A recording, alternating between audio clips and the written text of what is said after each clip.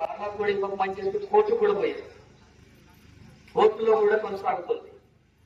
కోర్టులో కొనసాగుతున్నటువంటి వాళ్ళకు కోర్టు కూడా స్టే ఇచ్చి వాళ్ళకి యథావిధిగా వాళ్ళ భూముల్ని తీసుకోవడానికి వీలేదనేటటువంటి విచారణ కొనసాగుతున్నప్పుడు ఆ భూముల మీద ఆ భూములకు ఇస్తున్నటువంటి రైతు రుణమాఫీ ఎందుకు అమలు జరగడం లేదు? వాళ్ళ భూములే కదా, ఈ రైతులు ఇవ్వడం లేదు కదా, ఇవ్వమని చెప్పి కోర్టుకే పోయింది కదా, కోర్టుల వాదన జరుగుతుంది కదా, కోర్టు కూడా రైతులకు అనుకూలంగా వివరిస్తుంది కదా, బలవంతంగా భూసేకరణ చేయడానికి వీల్లేదనే చట్టం చెబుతుంది కదా.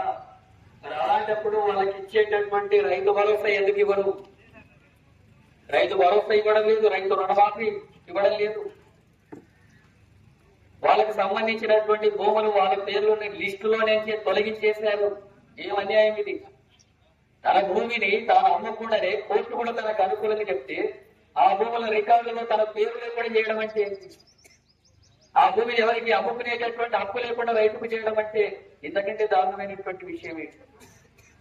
ఇవేమో 16 లక్షలు 7 లక్షలు ఇస్తావు. ఆ రైతు ఒకవేళ నిజంగా అమ్ముకోదలుచుకుంటే అక్కడ బయట 2-3 కోట్ల ఎకరాలు ఉంది, 2-3 కోట్ల రూపాయలు ఉంది ఎకరకు.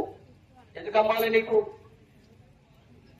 వాళ్ళ భూమి అమ్ముకోవడానికి కూడా వీలు లేకుండా వాళ్ళ దగ్గర రికార్డు తీసేస్తాం, వాళ్ళ పేర్లు, వాళ్ళకి రైతు భరోసా ఇవ్వం, రైతు రుణమాఫీ జరగనివ్వం, వాళ్ళ పంటలకు సంబంధించినటువంటి బీమా అమలు జరపం.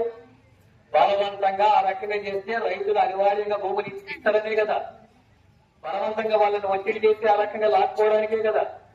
అలాంటి ప్రయత్నాలను వెంటనే ఉపసంహరించుకోవాలని చెప్పి ప్రభుత్వాన్ని డిమాండ్ చేస్తున్నాను నేను. ఆ కోర్టులో ఉండేటటువంటి రైతులకు సంబంధించినటువంటి వాళ్ళ రికార్డులో పేరుండాలో, వాళ్ళకి సంబంధించి రైతు భరోసా అమలు జరగాల, రుణమాఫీ అమలు జరగాల, అట్లాగే బీమా అమలు జరగాల. వాటికి సంబంధించినటువంటివి అమలు జరగడానికి వెంటనే ప్రభుత్వం స్పష్టమైనటువంటి ప్రకటన చేయాలని చెప్పి డిమాండ్ చేస్తున్నాం.